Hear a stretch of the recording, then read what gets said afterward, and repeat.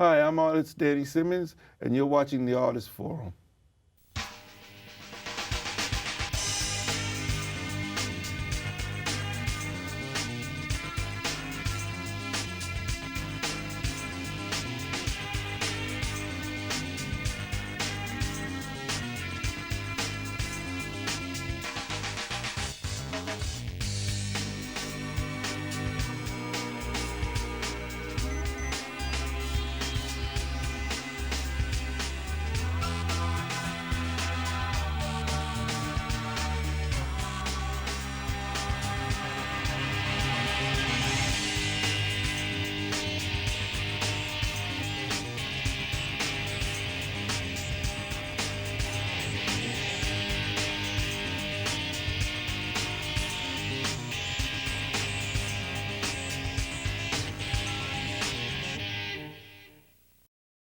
Good evening and welcome to the Artist Forum. I'm Monique Martin and I'm happy to be a guest host this evening with guest Danny Simmons. Hi, Monique. Hello and welcome to the Artist Forum. Thanks for having me. I was trying to think of a title for you, but one word just won't do it, so I'll just say Renaissance Man.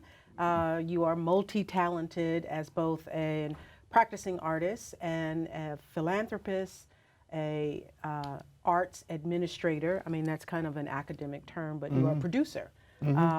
So we want to talk about all of that in the time that we have, but what I want to know first that I think many of our viewers would like to know, the burning question is Philadelphia. You have recently moved from Brooklyn and you're such an anchor in the art scene in Brooklyn. Why Philadelphia and why now?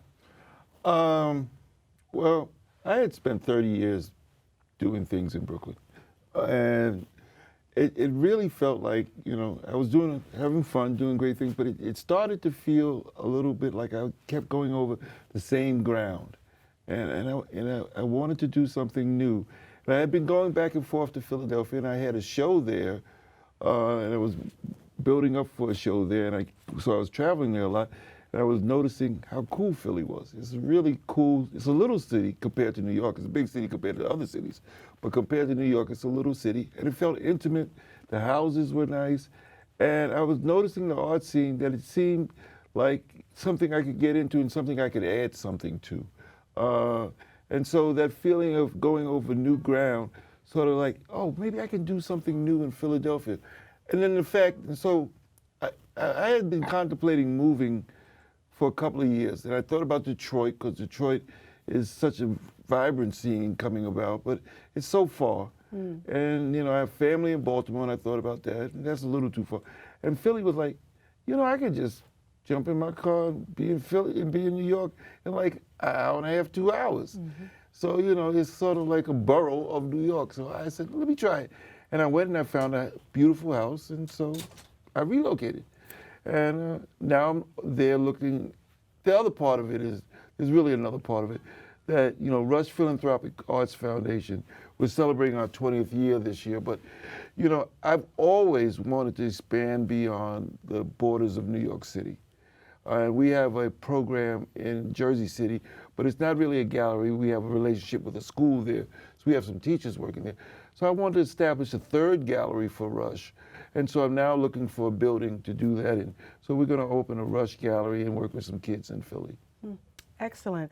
It's interesting that you say covering new ground, looking at spreading your artistry beyond Brooklyn. And you were definitely one of the artists, when you talk about 30 years, 20 years ago, what Brooklyn is now. So now it's at this place where it's burgeoning. There's art everywhere. There's galleries, there's bars, there's restaurants. We can use the word gentrification or not. It is multicultural. It is what it is. Right, yeah. And it's always been multicultural. I mean, Brooklyn is the most populous borough in New York City. It also has the highest number of immigrants, and it is a place where it's known for its multiplicity in terms of cultural diversity. Well, yes, the borough itself. However, Brooklyn also typically had been a very segregated borough by neighborhood.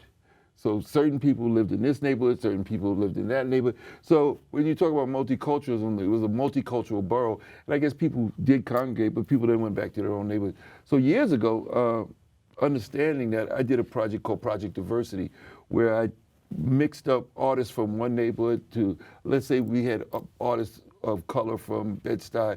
We would go and put those in galleries in Williamsburg and have Williamsburg artists, which would be white usually, and have them come over and show at the Skylight Gallery at Bed-Stuy Restoration in my gallery. So, you know, I started out with trying to bring a diversity, a true diversity to Brooklyn, and we managed to do that. We had like 22 galleries in that show. And we furthered that with a project that I did called Curate NYC, that we made sure there was a balance of artists to really get a homogeneous art scene going. 20th anniversary of Rush Philanthropic Arts. Yes.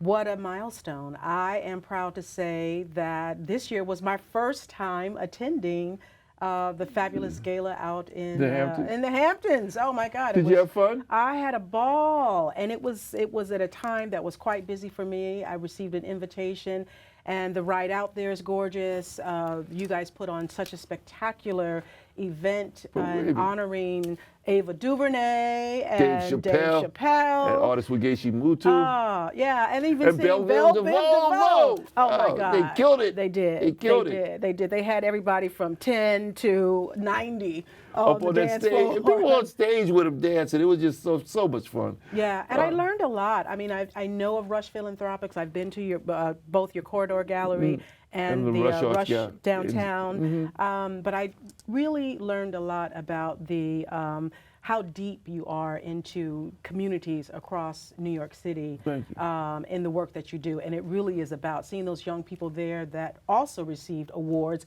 on the same stage as Dave Chappelle and Ava DuVernay and the awards they got, the kids created. Yes, those beautiful paintings, which is gorgeous. So when you're looking at expanding into Philly and also New Jersey, Jersey City, as you mentioned earlier. Well, we're there already. Is that some of the work that that Rush is expanding to? Well, you know. And then what happens to the New York? They stay there. Okay. They stay there. I mean, I have plans for a few cities.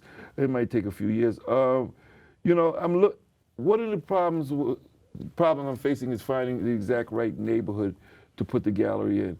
You know, they're very hip neighborhoods, but you know, I want to take it to a neighborhood that could really, like my Corridor Gallery in Brooklyn is basically a neighborhood settled in a neighborhood that there were no art galleries, but there were people there that would be interested. And so we're not a commercial gallery, we're a nonprofit, and we're geared towards arts education, both for adults, not formally, but just going to the gallery experience is an education for many adults. So, I mean, we really brought that community, helped bring that community together by putting Corridor Gallery right there. And I want to do that someplace in Philly. So I found a couple of neighborhoods that I'm looking at, and I'm looking at buying a building.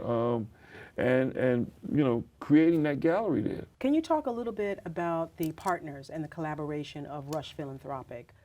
You're in many schools and you're looking to expand in Philadelphia. You're already in Jersey City. So what does partnership look like, and what are you looking for? Partnership takes on a lot of different meanings. You know, we have partners as far as sponsors. One of our great partners is Bombay Sapphire. And we run a contest for them, artisan contest, which is in 14 or 13 markets around the country, and we do things with artists. So they're a big sponsor of us. So that's a critical partnership, and we have critical partnerships with various corporate entities. We have partnerships with some of Russell's friends.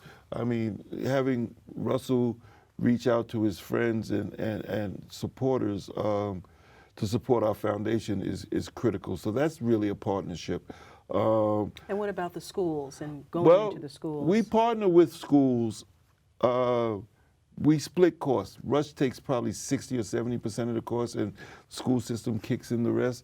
And we send the teachers, we send teaching artists into the schools to work with these kids. We have a program called Gallery in a School, and we actually, part of the deal is that the school gives us a class that we turn into an art gallery that is the kids' domain. And so the kids become the docents, they become the critics, they become the artists, they become the curators. And we work all year around a theme, and the kids create art. both there and in our galleries. And then we present at the schools and in the galleries. But a critical partnership also is the parents of the children. I mean, they need to be involved. We don't have them sitting in the class, but their interest needs to be there. You know, it's not just a drop-off. And one of our greatest friends and partners is Kimora, which is, you know, I mean, Russell, that relationship between Russell and Kimora has benefited the foundation. She recently gave us $1 million. So her children, the children were there, her daughters. Yeah, their they gave us a check. Yes. They gave us, was it a big check? It was a huge check. Yeah, the big check like this. Yeah, They came and out, they're getting big too, and beautiful and they're articulate. gorgeous. It was gorgeous to see them up there representing the family, and they're the next for the young generation. people as well, for the artists to be able to receive that gift from someone that's their peers is certainly Right. significant. Yeah, and they're the next generation of philanthropists. I mean, even Joey's daughters are involved in philanthropy. Joey, Reverend Run, for those of you who don't know. Angela was there, and she's always helping to represent the foundation. So, I mean, those are critical partnerships, people who are supporters. And then the community. Whatever community we in, we reach out to that community and we become part of that community. We're not imposing anything on them. One of the reasons I open Corridor Gallery, their openings on a Sunday afternoon, so parents and grandparents with kids can come after church, because I know church is an integral part of the community. And so on the way home from church, they would stop in and see some art, teach the kids some art. And then I like the artists to live in that community, especially so the neighbors get to know that there are artists amongst them. And so there becomes a relationship between the gallery and the community that's strong.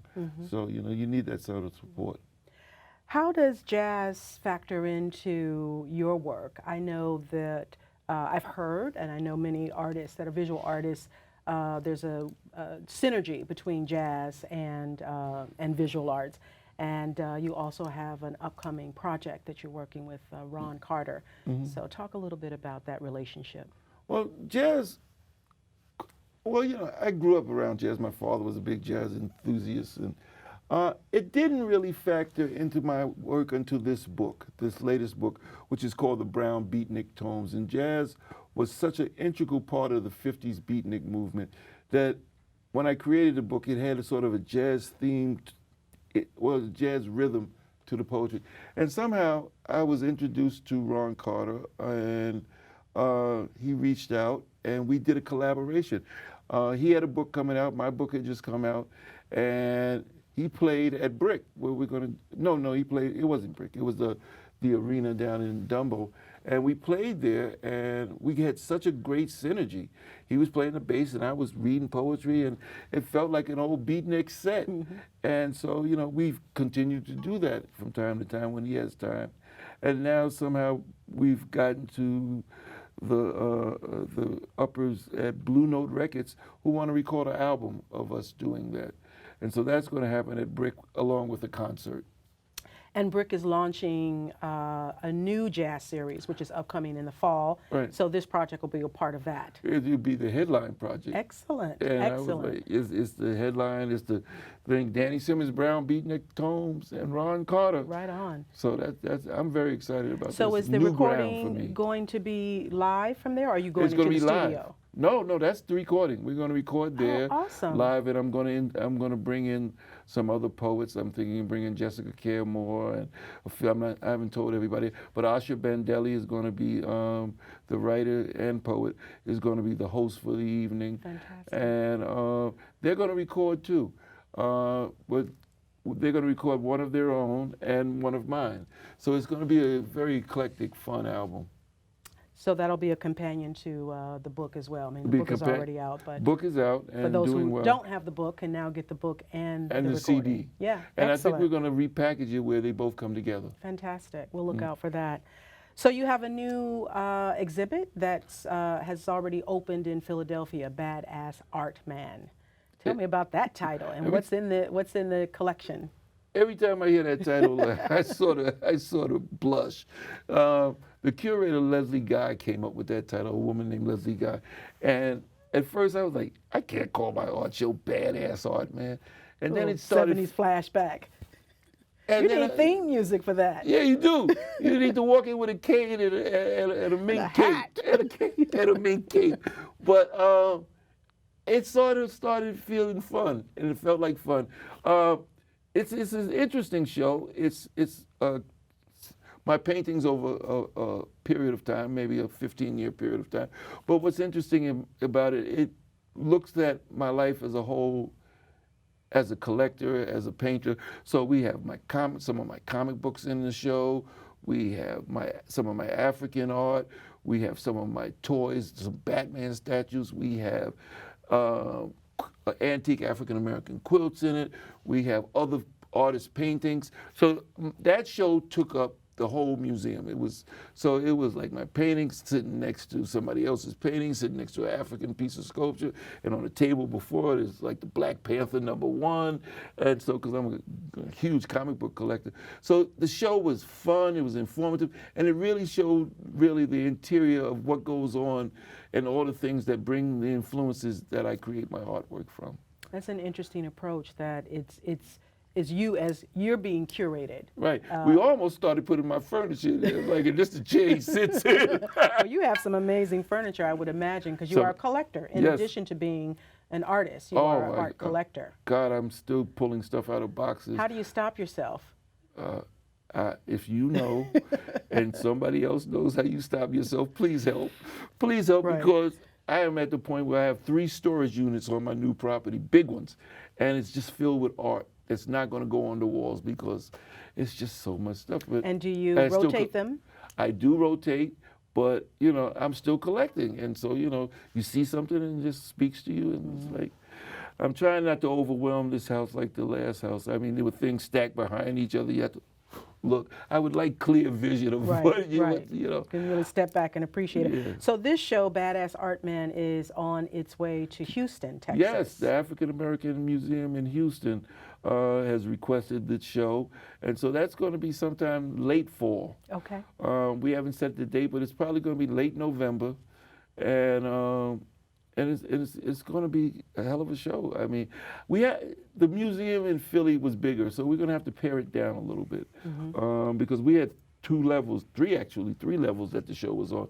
This is on 2 levels, so I'll probably take some of this out and some of that out, but it'll still have the same feeling. Can you talk a bit about how you balance your various interests? I don't know that I do. In a day, in a week. I don't know that I do balance it. I just try to get it all done. Sometimes what never suffers is the work that I do for community. Sometimes my own personal career suffers for it, but not when I have a show coming up. But I don't paint as much as another reason I moved to Philadelphia, because I was on 6 different boards of directors in Brooklyn, and so I was able to cut all of that loose. I'm still on BAM, but that's just about it, BAM, and Long Island University. I'm still on the sort of officially, quasi, maybe. I haven't officially tendered my resignation to those institutions yet, but I wanted more time to be creative. So I'm trying to take off that hat. But as I go into Philadelphia, it's going to take a lot setting this up, and I don't have the support system, and won't have the support system until I get it set up from Rush that I would need. It's like I don't have an assistant there, blah blah blah, because we are a tight ship. So until I get it established, then we might get a staff member, and the teaching artists, and we'll hire them as the program expands. So. And how would you say your participation on various boards impacted the art scene in Brooklyn, and what would you say to artists of the value of having a voice at the table? God, it was such a value having a voice at those tables, at the Brooklyn Museum, at the Brooklyn Academy of Music, at all those large institutions that Brooklyn Tourism Board, the Brooklyn Book Fair, the Brooklyn Book Festival, that really they needed an artist voice. Usually people who sit on voice are businessmen. They needed an artist voice, an artist perspective, and they needed a black perspective. And usually when you find most people of color, that are still on boards, they are representing corporate entities, or they have the same voice as the other guy in the suit. You know, and I was the guy not in the suit. I was the guy sitting at the board meeting looking like this, and was able to relate on the level of being able to weigh in from a different perspective and make sure that diversity was kept up front, to make sure these institutions looked out for artists, not only people of color, but artists, poor people, just that they moved into other neighborhoods. That voice was always and constantly heard in each of those borders. Now, I wasn't always successful with some of the initiatives, but it was always up front that there are other people that this institution needs to address. I think that my little corridor gallery in Clinton Hill expanded my reach beyond, and Rush, of course, but mostly the thing, because it's Brooklyn-based, it gave me a base of power with not only the community, but with these institutions. And it allowed me to walk in there as an independent person and say, listen, this needs to be done, this needs to be done, this needs to be done. And I was listened to. Mm-hmm. And would you say that also is in line with funding? Oh, definitely. Looking at whether it's Manhattan, Brooklyn, any borough, any community, any city, to sit on funding panels as well. That I goes mean, to if artists. you have the opportunity to sit on funding panels that, you know, like the Arts Council panels or this, that, and the other, do it. Yeah. Do it. I mean, I ended up becoming chairman of the State Arts Council under David Patterson. And I was able to, while I was chairman, bring 4 more people of color to sit on that board.